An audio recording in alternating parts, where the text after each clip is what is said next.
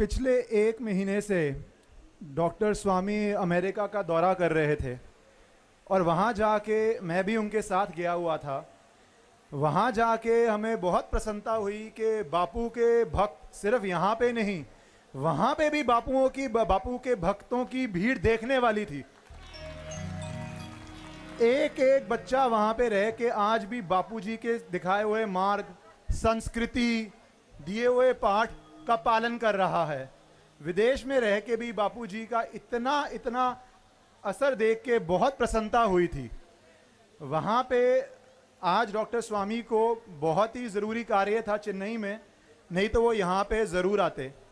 पर मैं आपको इस केस के बारे में कुछ बातें बताने आया हूँ, क्योंकि आसाराम बापूजी ने इंदौर में जब जोधपुर पुलिस अरेस्ट करने आई थी, उस समय मैं वहीं पे था।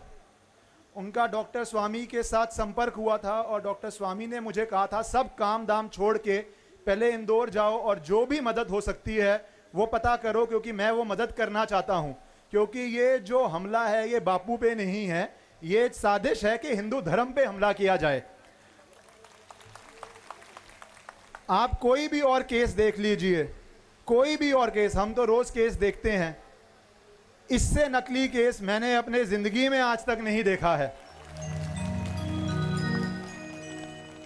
आप लोग जीवन व्यतीत करते हैं, कभी कोई घटना हो जाए, कभी कोई क्राइम हो जाए, और अगर क्राइम जंतर मंतर में हुआ है तो अगर आप चाहेंगे कि आप जाके करोल बाग या रजौरी गार्डन या किसी और क्षेत्र में जाके केस रजिस्टर करवा लें, दर्ज करवा लें, तो पुलिस बोलती है भैया जहां पे हुआ है वहां पे जाओ, हमारे पास मत आओ।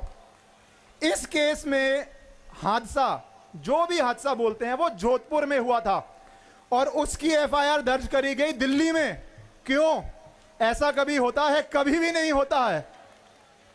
यह किया इसलिए गया क्योंकि उस समय दिल्ली पुलिस पे कुछ, आप समझ सकते हैं किस तरह का प्रभाव पड़ा होगा कि राजस्थान की घटना को दिल्ली पुलिस दिल्ली में दर्ज कर रही है।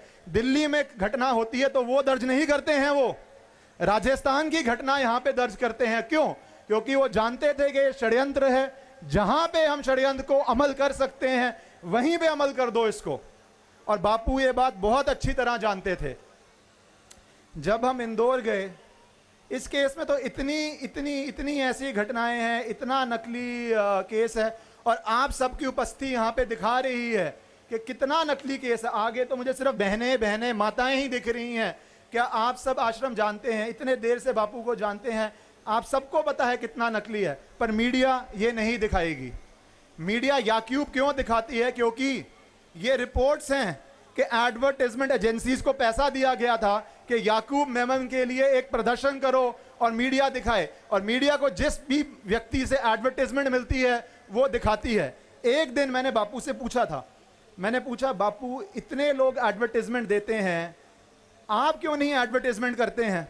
बापू ने कहा ये पैसा मेरा नहीं है, मैं अपने लिए एडवर्टाइजमेंट नहीं करूंगा, ये गरीबों का पैसा है, उनकी रोटी, उनकी पढ़ाई, उनके लिए जाएगा, अपने आप के लिए मैं मीडिया को ये पैसे और रिश्वतें नहीं दूंगा।